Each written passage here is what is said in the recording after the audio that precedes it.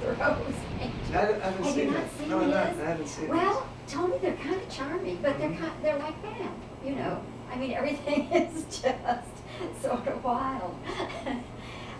So how are we doing this? I really haven't. I couldn't believe it.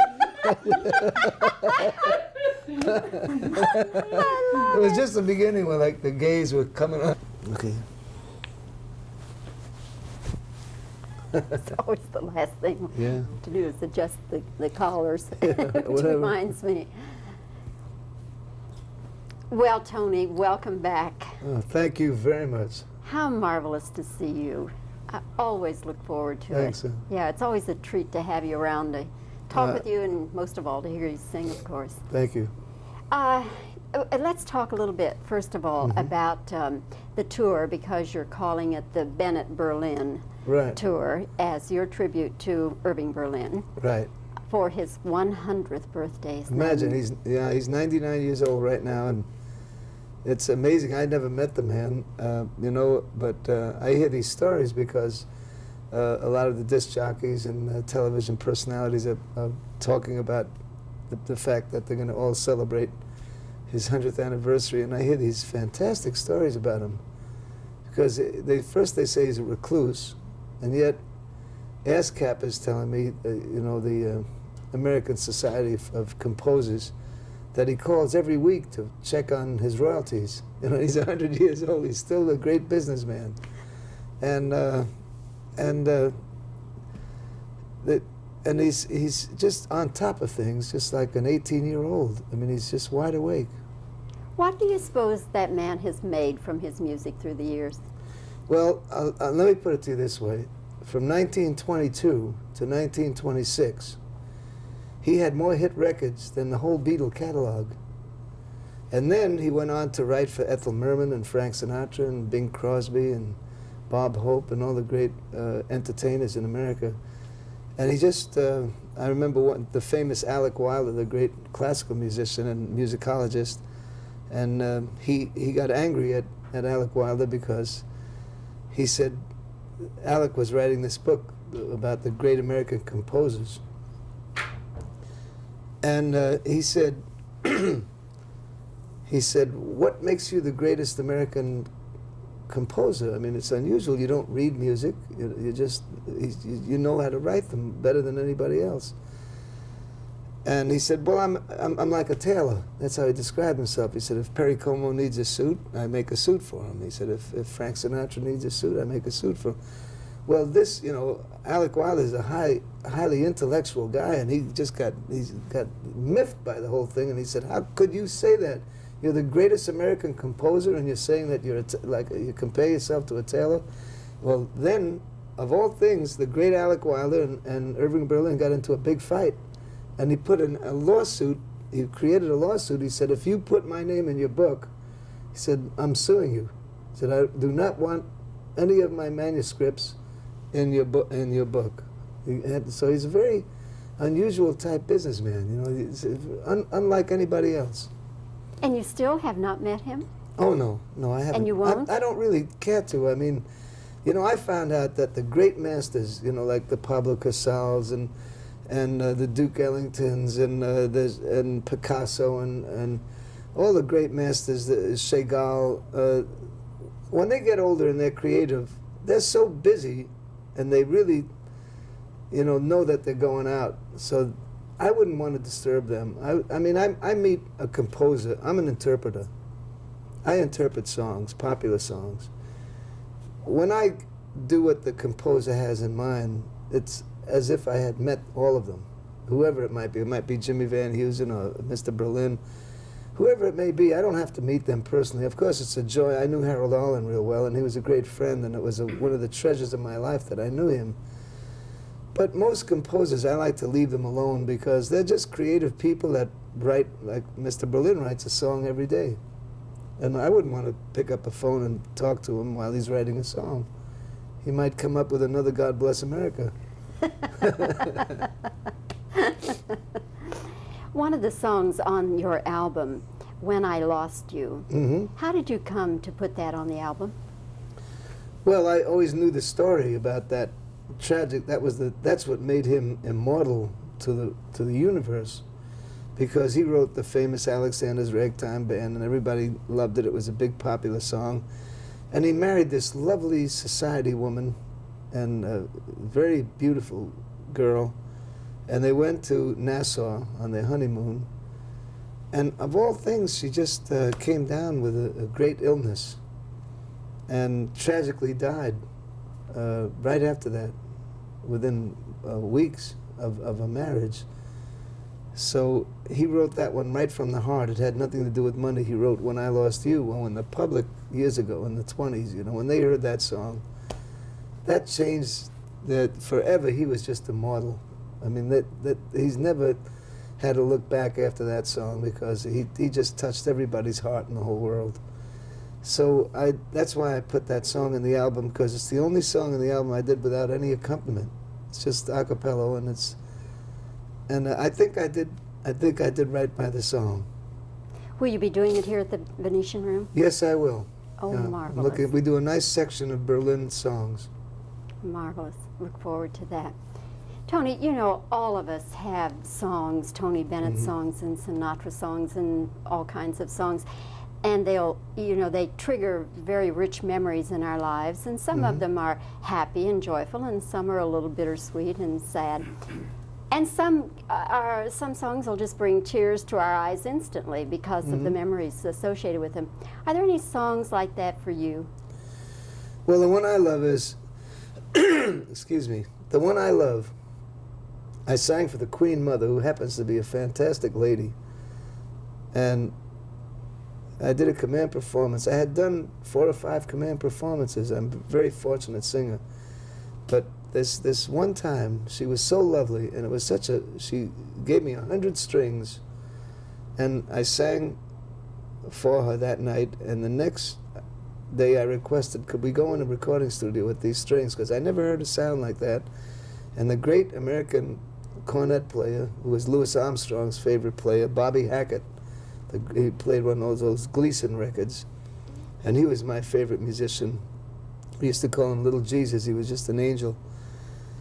And we went into the studio, and I did the Ray Noble song, The Very Thought of You. It never sold, it never became as big as I Left My Heart in San Francisco, or The Good Life, or Shadow of Your Smile, or some of those other hits I had. But that particular record is my favorite song. That's the one that gives me the goosebumps, or as they say in Hawaii, chicken skin. You know, because it was an unforgettable experience to hear Bobbie play with 100 strings, and I'm singing with them. And it was the Queen Mother's Orchestra in Britain, and it's just unforgettable. Will that be in the show? No. Aw. It's just a favorite of mine. I just like to... Oh, but it's a gorgeous tune. I like love to it. hear it, whether I'm singing it or anybody else. I just like that song. I do too. I do too. All right, let's move on to the art career, because we Okay. have singer/artist with Right. Tony Bennett. You're going to have a show here at Southwest Gallery in Dallas. Yes. And how big a show, and are new things, old things, what? No, they're pretty, they vary over the years. There's about, I would say, 12 or 15 paintings there.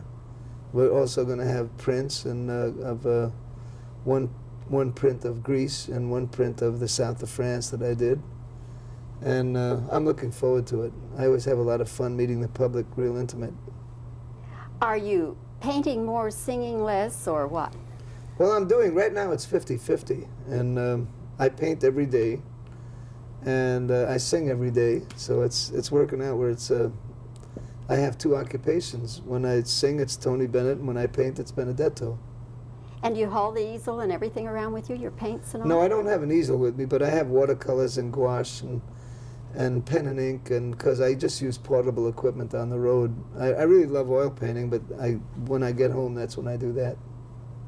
Tony, I guess you're aware of the fact that the Venetian Room here in Dallas is going to end its name policy. You're aware? I didn't know that. No, I didn't Ah. know that. I had no idea. Yes, they are. I think toward the end of April will be the last of the name policies. Mm.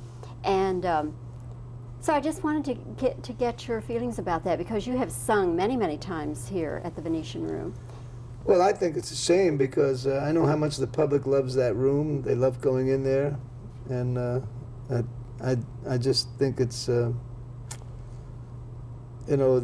it's like George Burns says, about the new performers. He said it's tragic because the new performers have no place to break in.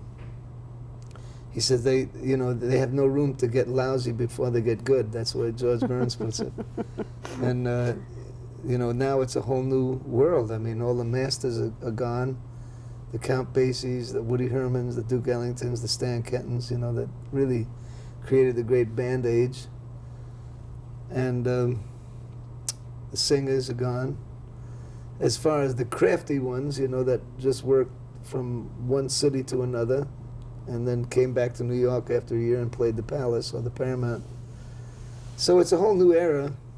I guess they'll come out of colleges now. I guess they'll get training in art schools and theater schools and just come out and hit the stage that way. But there's something about those old veterans that just went from town to town and learned just what to leave out and learn how to really stroke an audience like a Bob Hope, and make it all work. But there's plenty of film and movies that they could learn from, that people can learn from. They could see a Fats Waller or Bing Crosby. They could see the Champs at work on film. Tony, do you find that there are fewer and fewer places for you to play unless you go to concert stages? Oh, no, I'm a very fortunate guy. I play 230 concerts a year. I play in the finest concert halls, supper clubs all over the world. I just came from Belgium, Sweden, Holland, London, and I just came from there. And this last night, I have this night off, and then we start tomorrow. But last night, I was at the wonderful Bally's Grand, where Sinatra plays and Dean Martin and all that, and it was the first time I played there, and that was just a great treat in Atlantic City. I understand that the Fairmont San Francisco and the Fairmont Chicago will continue their name policy and their Venetian. How about New Orleans? No. They're going to stop also? They're going to stop also. It's a shame because Dallas is a fun town. The people love to go out. I know it, because I've been here many times, and I have my great friend Bill Bars, who I play tennis with at the Brookhaven Tennis Club. So I'll find another way to come here. I liked that the last time I played here was in Flagpole Park, with the Dallas Symphony, and that was a fantastic experience to see. As far as I could see, all those people out there, and it was just a great night. I loved it. So Dallas has a great love for entertainers, and I don't think it'll slow down. Hotels vary, sometimes, like the great Hilton hotels. The Waldorf used to have entertainment there, and then they'll stop for a few years, and who knows, maybe they'll bring it back again. I hope so. I do too. But we'll keep a light in the window anyway. All right. Thanks, Tony. Okay. You're so easy to do. So go on with your conversation, because that's fine. Well, you have to realize that I was talking to Tony here, and if you have Bing Crosby and Sinatra and Judy Garland call you their favorite performer, something has to happen. You finally get this confidence, that you didn't even think or dream that you ever had. Yeah. So they've been. It's funny how my peers have been so beautiful to me. I'm really a blessed. My name is Benedetto, and in Italian that means the blessed one. Yes. And really, it's amazing how my peers have always helped me out, even in the art world. Andy Warhol, David Hockney, the great British painter. They all endorsed Leroy Neiman. They endorsed my paintings. They said, "You're a painter. Everybody thinks that you're an entertainer that paints." They said, "You're a painter also." And they said, just keep painting. And Elaine de Kooning, who's a great critic, William de Kooning's wife, and she told me the same thing. She actually said, "You're a good painter." I said, "Well, you're just saying that." And she said, "No, you're strong." When did Keep you painting." start painting and showing them? Well, I've been painting my whole life, but about 29 years ago, a friend of mine, John Brasher, a dancer, and he said to me, "Why don't you make your hobby your work? Just stretch out, And he said, "You paint every day." So I took him on, and I started doing it in a very disciplined way, every day, every day. And then it just, then Johnny Carson started showing me on television. Yes.